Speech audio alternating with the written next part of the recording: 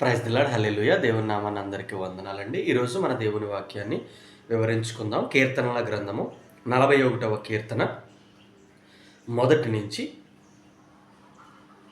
6 వచనాల వరకు చదువుకుందాం. బేదలను కటాక్షించువాడు ధన్యుడు. ఆపత్కాలమందు యెహోవా వానిని తప్పించును. యెహోవా వానిని కాపాడి బ్రతికించును.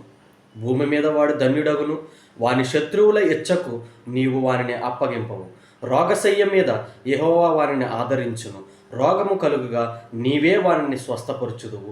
యెహోవా నీ దృష్టి ఎదుట నేను పాపము చేసి ఉన్నాను, నన్ను కరుణింపుము, నా ప్రాణము స్వస్థపరచుము అని మనవి చేసి ఉన్నాము. అయితే నా శత్రువులు నా విషయమై చెడ్డ మాటలాడుచున్నారు. వారు ఎప్పుడు చచ్చును, వాని పేరు ఎప్పుడు మాసిపోవును అని చెప్పుకొనుచున్నారు. ఒకడు నన్ను చూచి వచ్చిన ఎడల వాడు అబద్ధమాడును. వాని హృదయము పాపమును పోగు చేసుకొని ఉన్నది. వాడు బయలుదేరి వెళ్ళి వీధిలో దానిని పలుకుచున్నాడు. నన్ను ద్వేషించు వారందరూ కూడి నా మీద గుసగుసలాడుచున్నారు. ప్రైజ్ ది లార్డ్, హల్లెలూయా. దేవుని నామంలో అందరికీ మరొక వందనాలండి. ఈ వాక్యమును బాగా ఆలకించి దేవుని విషయమై, బేదల విషయమై మనం ఏ విధంగా ఉండాలి, శత్రువులు మన గురించి మాట్లాడుకుంటున్నప్పుడు మనం ఏం చేయాలి అనే దాన్ని వివరిస్తూ ఉన్నారండి. బేదలను కటాక్షించువాడు ధన్యుడు. బేదలను కటాక్షించువాడు ధన్యుడు అంటే ఏమీ లేని వారికి పట్టెడు అన్నం పెట్టడం అనేది చాలా ఉత్తమమైన విషయం. ఆపత్కాలమందు యెహోవా వానిని తప్పించును. వాడికి మేలు చేసే కొలది వాడు ఏం చేస్తాడండి, వాడు ఆయుష్ను కానీ, వాడు కొన్నటువంటి ఏదైనా ఆర్థికంగా కానివ్వండి, లేదా వాడి ఉన్నటువంటి సమస్యలు కానివ్వండి, వాటన్నిటిని వాడు దేవుని ఎదుట పెట్టడానికి వాడికి అవకాశం ఎక్కువగా ఉంటుంది. వాటి నుంచి ఒకవేళ శత్రువులు ఎవరైనా వెంబడించినా, వారు ఏదైనా మాటలు మాట్లాడినా, వాటన్నిటి నుంచి కూడా దేవుడు ఏం చేస్తాడంటే వాడిని తప్పిస్తాడు. యెహోవా వానిని కాపాడి బ్రతికించి భూమి మీద వాడు ధన్యుడవుతాడు. ఎప్పుడైతే దేవుడు మనుషులను ఆశ్రయించుట కంటే యెహోవాను ఆశ్రయించుట మేలు. వాని శత్రువుల ఇచ్చకు నీవు వానిని అప్పగింపవు.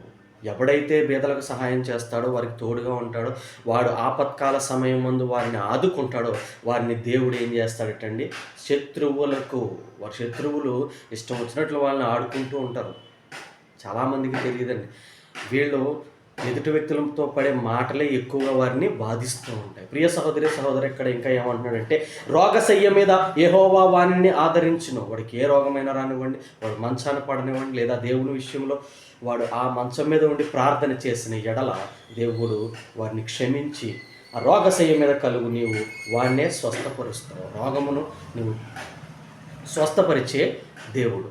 ఇంకా మాట్లాడుతున్నట్టు, యెహోవా నీ దృష్టి ఎదుట నేను పాపము చేసి ఉన్నాను. అక్కడ కీర్తనాకారుడు మాట్లాడుతున్నాడు ఏమని, నేను నీ ఎదుట పాపము చేసి ఉన్నాను, నన్ను కరుణింపము, నా ప్రాణమును స్వస్థపరచుమని మనవి చేసుకోవాలి. నువ్వు ఏ స్థితిలో అయినా ఉండనివ్వండి, నువ్వు ఎలాంటి పరిస్థితుల్లో అయినా ఉండవండి, దేవుని ఎదుట నీవు మోకరించి, దేవా నా పరిస్థితిని, నా స్థితిని నువ్వు గమనిస్తూ ఉన్నావు, నీవు నన్ను కరుణింపము, నా ప్రాణమును స్వస్థపరచుమని నువ్వు ఎప్పుడైతే మాట్లాడతావో, ప్రియ సహోదరుడా, ఇక్కడ దేవుడు మాట్లాడుతున్నాడు చూడండి. అయితే నా శత్రువులు నా విషయమే చెడ్డ మాట్లాడుతున్నారు. ఇంకా కీర్తనాకారుడు అక్కడతో దేవునికి మనవని ఇంకా మొరపెడుతున్నాడు చూడండి. అయితే నా శత్రువుల విషయమై చెడ్డ మాట్లాడుచున్నారు, వాడు ఎప్పుడు చచ్చును అంటే ఈ కీర్తనాకారుడు అనేవాడు ఎప్పుడు చనిపోతాడు, వాడి పేరు ఎప్పుడు మాసిపోతుంది అని చెప్పుకొనుచు ఉన్నారు. ప్రియ సహోదరుడు, ఇక్కడ దేవుడు మాట్లాడుతున్నాడు. దేవుని విషయమై, నువ్వు బేదల విషయమై నువ్వు ఎప్పుడైతే ఎదుటి వారికి సహాయం చేస్తావో, ఎవడెన్ని మాటలు మాట్లాడినా, ఎవడెన్ని నిన్ను ఇబ్బందులు పెట్టినా, ఎవరు నిన్ను పట్టించుకోకపోయినా, ఎవరు నిన్ను వదిలివేసినా సరే కానీ దేవుడు నిన్ను విడిచిపెట్టే దేవుడు కాదు. దేవునికి స్తోత్రం కలుగును గాక. ప్రియ సహోదరుడా, వాని హృదయము పాపమును పోగు చేసుకొనుచున్నది. వాడు బయలుదేరి వెళ్ళి వీధిలో దానిని పలుకుచున్నాడు. ఇప్పుడు వాడు వినిన మాటను వాడు మనస్సులో ఉంచుకొని వాడు హృదయంలోనే ఉంటే సరిపోదండి, నలుగురికి చెప్పాలి. ఆ నలుగురికి చెప్పినప్పుడు అది మంచి అయితే పర్వాలేదు, కానీ చెడైతే ఏ విధంగా మారిపోద్దండి, దేవుని విషయమే, ఒక జీవితమే నాశనమైపోతుంది. ప్రియ సహోదరుడా, నన్ను ద్వేషించు వారందరూ కూడి నా మీద గుసగుసలాడుచుంటారు.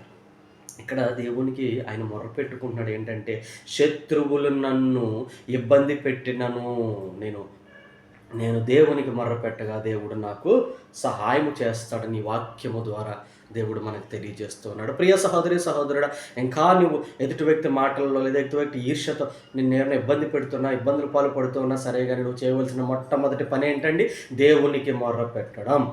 నిన్ను ఎవరు విడిచినా, నిన్ను ఎవరు వదిలివేసినా, ఎవరు నిన్ను ఇబ్బంది పెట్టినా సరే, కానీ దేవుడు నీకు తోడై ఉంటాడు. ఆమేన్. దేవునికి స్తోత్రం కలుగును గాక. దేవుడి కొద్ది మాటలు మన వినికిడిలో దీవించి ఆశీర్వదించి నడిపించును గాక. Amen. Praise the Lord. Hallelujah.